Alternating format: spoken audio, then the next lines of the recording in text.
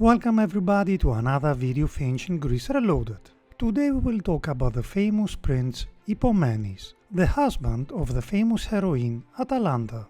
By the way, if you like the video, please hit the like button and subscribe to our channel, so stay tuned for upcoming videos.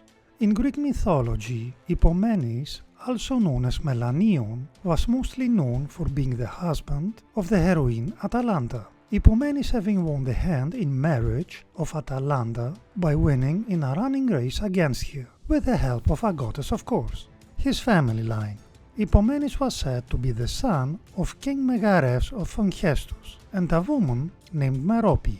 Megareus had aided King Nisus of Nysa in his fight against King Minos, and some say that Megareus had succeeded Nisus, with the city of Nysa renamed Megara. Thus, potentially, Hippomenes was a prince of Onchestos and Megara. The same tales told of Hippomenes are also told of Melanion, which leads to the possibility that Hippomenes and Melanion were the same person, just given different names, although Melanion is commonly said to be the son of Amphidamas rather than Megareus.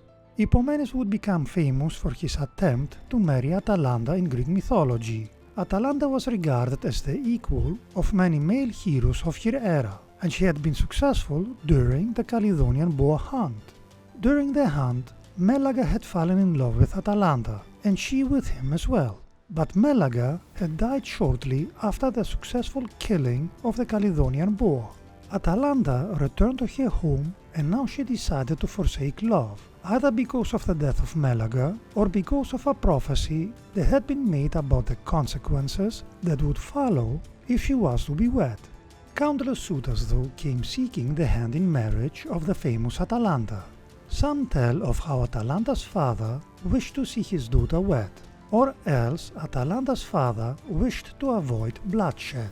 So a contest was created by which a potential suitor of Atalanta could be successful. Suitors would have to race Atalanta in a running race, and the one who could beat her in the race would marry her.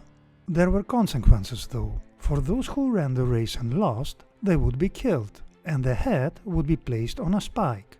It was commonly said that the suitors were given a head start, but if they were overtaken before the finish line, then they would lose. The thought of death dissuaded many potential suitors from trying to outrun Atalanta, but still many also attempted to beat Atalanta, and of course all of them died in the attempt. Hippomenes was not dissuaded by the thought of death, but equally he knew that he could not outrun Atalanta. Hippomenes thus prayed to the goddess Aphrodite for assistance. Aphrodite heard Hippomenes' prayers, and disliking the fact that Atalanta was forsaking love, decided to help. Aphrodite would present Hippomenes with 3 golden apples, most probably from the famous orchard of the Hesperides. Thus, Hippomenes would challenge Atalanta to a race. When Hippomenes feared that he was to be overtaken, he dropped one of the golden apples, and a distracted Atalanta would stop to pick up the apple before resuming running. In this way, although he took all 3 apples, Hippomenes ended up winning the race, and thus the hand in marriage of Atalanta as well.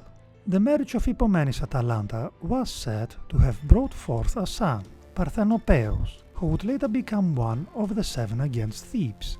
The alternative parentage of Parthenopeus was often given to be Melaga, as according to some sources, Melaga and Atalanta were in a relationship before his death.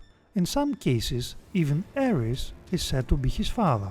Having won the running race, Hippomenes would forget to offer up the appropriate sacrifices to Aphrodite in recognition of her help.